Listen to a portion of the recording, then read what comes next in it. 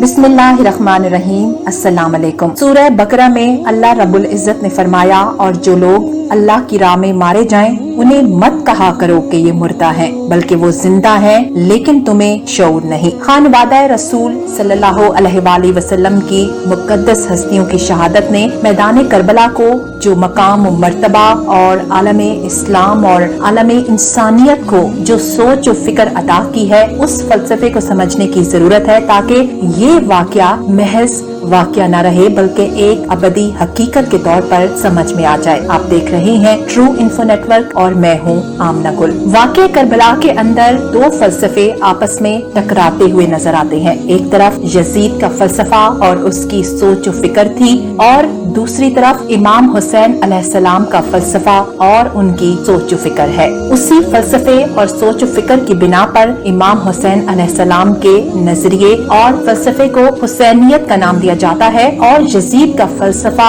और फिक्र यजीदियत के नाम से जानी जाती है। वाक़या करबला के पस मंजर में यजीद की सोच फिक्र ये थी कि ताकत ही हक है, यानी जिसके पास ताकत है वो हक पर है, उसकी पैरवी ताबेदारी और मुआवनत की जाए और उससे हर सूरत समझौता करते हुए उसका साथ दिया जाए। गोया ताकत की तायीद करके और उससे तायीद लेकर जिंदगी गुजारी जाए। यजीद की इस फिक्र के बरक्स इमाम हुसैन अलैहिस्सलाम की सोच फिक्र ये थी कि ताकत हक नहीं बल्कि हक ही असल ताकत है, लिहाजा ना तो ताकत की परस्तिश की जाए और ना ही उसका साथ दिया जाए। इन दो फलसफों के टकराव ने उम्मत मुस्लिमा और आलमे इंसानियत को ये बात वाज़े तौर पर समझा दी कि वाक़या करबला के नतीजे में इमाम हुसैन अलैहिस्सलाम शहीद होकर भी जिंदा है, जबकि यजीद तख्त बचाकर भी मुर्दा हो गया। इमाम हुसैन अलैहिस्सलाम नेज़े की नोक पर चढ़कर भी जीत गए, जबकि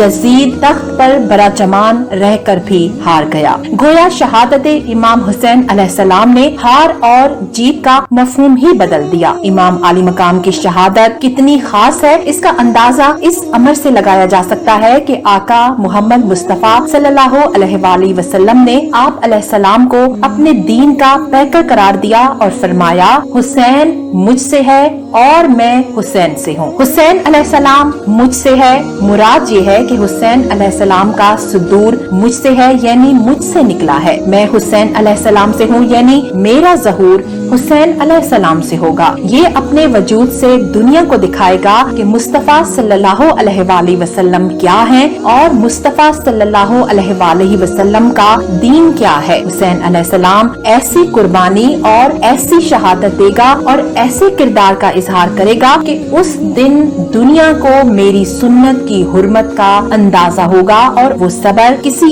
आम इंसान को मुयस्सर नहीं होगा जो सबर मैदान करबला में हुसैन अलैहिस्सलाम के वजूद से जाहिर होगा। वो इस्तकामत जो मैदान करबला में हुसैन अलैहिस्सलाम के किरदार से जाहिर होगी, वो मेरी इस्तकामत का ज़हूर होगा। हुसैन अलैहिस्सलाम दीन की इज्जत और हुर्मत का मयार मुकर्रर कर देगा। अमानत का मयार क्या है और खयानत का मयार क्या है, किस किरदार की पैरवी की जाए और किस किरदार से नफरत की जाए, बातें से किस तरह लड़ा और टकराया जाए और किस तरह सब कुछ लुटाया जाए। ये सबक कयामत तक आने वाली नस्लों को मेरा हुसैन अलैहिस्सलाम ही समझाएगा। नाज़रीन कराम, कयामत के दिन हुसैन अलैहिस्सलाम से मोहब्बत ही काम आएगी। यजीदियत का किरदार कयामत के दिन लानत का तूक बनकर मुत्तबईन यजीद की गर्दनों में होगा, जबकि हुसैनियत का किरदार कयामत के दिन शफात बनकर गुलामाने हुसैन अलैहिस्सलाम के सरों पर साया फिगन होगा। मोहब्बते हुसैन अलैहिस्सलाम, अज़मते हुसैन अलैहिस्सलाम,